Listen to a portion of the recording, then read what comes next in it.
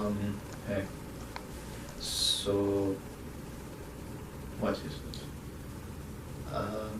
I've written some stuff and I was thinking, to get to the point quite as quick as I can, I think if we've been on this journey so far together, you know my difficulty with starting a video. So I will no longer ponder on it. I kind of look at myself, like sometimes I think of myself as being quite pathetic, or I see myself as being quite desperate with my wish to find meaning. But I mean this in the sense of being desperate, as in sort of an empathy, like I have empathy, I feel sad for myself. I see it desperate because I somewhat know the answer, or at least what I believe the answer to be. However, I'm pretty sure in the majority of the time when I'm lamenting over my inability to find meaning, sometimes when I'm laying in my melancholy state, I think it's because I'm having a hard time, or I've ignored grappling the belief I hold, to the point where the belief I hold isn't something I'm conscious of. So I consciously kind of suffer without just accepting it, and experience the benefits of accepting it. Not remarkable benefits, but benefits which I'll kind of try to show. I feel as if, or I think that this game for meaning is a race, or, well, I say race, there's no real benefit. I mean, the benefit is the first person to get up there is for themselves experiencing that thing, but the competition is not regardless. The journey to find meaning is an infinite staircase, I would say. It's a walk up an infinite staircase, to which at the top there is the promised, or perhaps if you are still bothering, or if you are still on the staircase, you still perceive as if there's something at the top you still think. It's like, imagine, I guess I'll say this, like, imagine you're on the ground, and then there's a staircase. Atop the staircase is meaning. And everything around you is a vast emptiness, where everything else is meaningless. You're at the bottom of the staircase. You can start walking up the staircase. But from our perspective, let's say, we have the foresight of knowing that it is infinite, so somewhat impossible to reach. We know that as many steps we take with an infinite staircase, you basically never get any way, you never really get closer. Some people may be able to take the philosophy that, they may take the philosophy of finding the meaning in our hopelessness to find or catch / reach this meaning. So they find meaning by accepting the hopelessness of finding meaning, which in a way is one of those, I think, oxymorons, or those like conundrums which sometimes you find Stoics, like Stoicists, talk about, is like only caring about what you can control and stuff like that. I do agree to some extent. Of course, perhaps having lower standards and expectations brings more meaning to your life. But the majority of the time, I think it's like, I think most of this philosophy is one of those philosophies where they expect too much out of the human condition. They expect too little of they don't understand necessarily the human condition, or they play in their philosophy so religiously that at that point it just becomes a religion. And this is why the next kind of group of people who can really play with this, or grapple, the next way of grappling with this idea, are the people who, are the others who deny that the stairs go infinitely up, or go on infinitely. Perhaps there is an end. Perhaps there is a way or a key to get to the top. there is some special way, some special path perhaps, some sort of bypass, or some way to be transported to the top where the meaning is. In this way, as examples, you would have God, religion, philosophies, the soul, stuff like that. You skip it, you just get to the top. And I don't know, I feel like most of, I think, in my opinion, I do somewhat believe in this meaning. Like, it's quite obvious we have no meaning. It's because meaning is ensuing, like, if you're given data or information or understanding of something, you only take what you can logically take from it.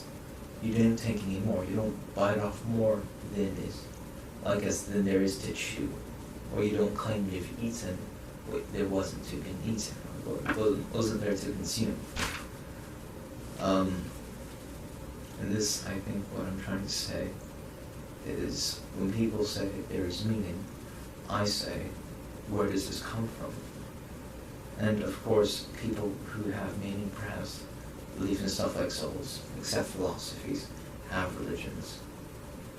And you have to grapple the issue of those things usually have being, of course, meaningless, and also sometimes just the legitimate or the logical.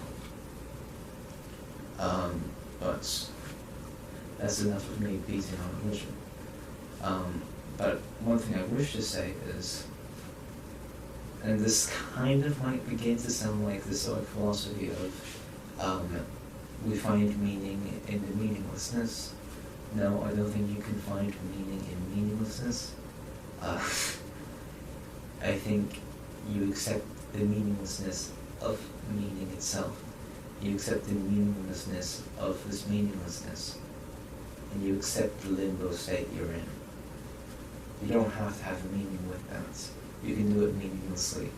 You don't even have to think about this fact. And I think to an extent there's reasons why some people I admire, I'll be quite direct, someone like my brother doesn't grapple this issue, doesn't really find much thing in it. And in a way he goes around living a meaningless life, yet never really, like, whinging for meaning. He doesn't, it's like you read too much to the point where you read yourself stupid. You read yourself blind, you read yourself illogically, yeah. And to an extent I think that's a lot of these placebos, or not placebos, but like cures and pills we take of ideologies and natural medicine to give us this stuff. It might just be that we need to digress. We need to, perhaps. And again, that's what I'm saying. I'm trying to also say that when I'm perhaps what I may be proposing, what sounds like a cure and antidote I'm proposing isn't. It's just accepting what we choose to we can chew, or what we have to chew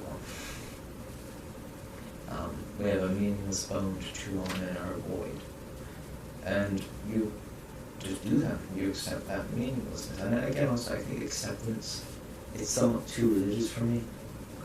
I had thought of this when I went to the bathroom, and I come back, and in the bathroom I had a really good line of thoughts.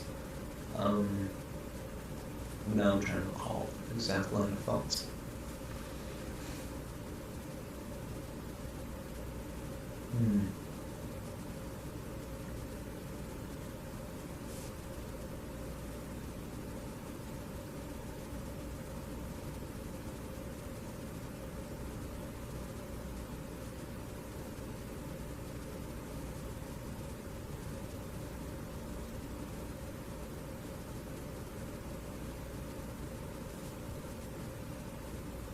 I think if you're someone like me who perhaps thinks things are meaningless, then lamenting over that fact is inherently, as we know, meaningless. So I think perhaps accept the fact that, not accept the fact, like, you'll live your day to day with this meaningless fact, and there'll be moments when you go to have breakfast and you enjoy your breakfast. You don't think about it. You go watch The Office. You have fun. You spend time with family. You hear a funny joke. And then you go to sleep. And perhaps there will be that half an hour, 3 hours, where you're in bed and you're not tired enough and you're thinking. And then say, perhaps just remember that in mine and your, or perhaps our philosophy, or perhaps me talking to myself, my philosophy, or my philosophy, fucking, I'm a stuck-up prick. And this idea that it is meaningless. So just wake up tomorrow and do something. The question will come and we'll call this fact. And then continue your day tomorrow. Is there a meaning to it? I don't think so. Nor do I really see.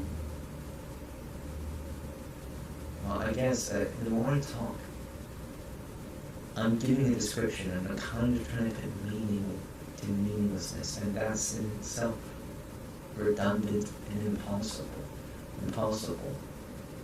There might be a definition, but if I was really to perhaps do myself justice, I'd define meaningless. I'd say it is meaningless, and then I'd define meaninglessness, and then it'd be kaput. But you see, it's somewhat one of those things you need to wrap your head around to really kind of get yourself to shut up. And by shut up, I speak quite personally, to get this thing to stop thinking. And just sleep. I think that's what I'm going to do. So, good night. Adios.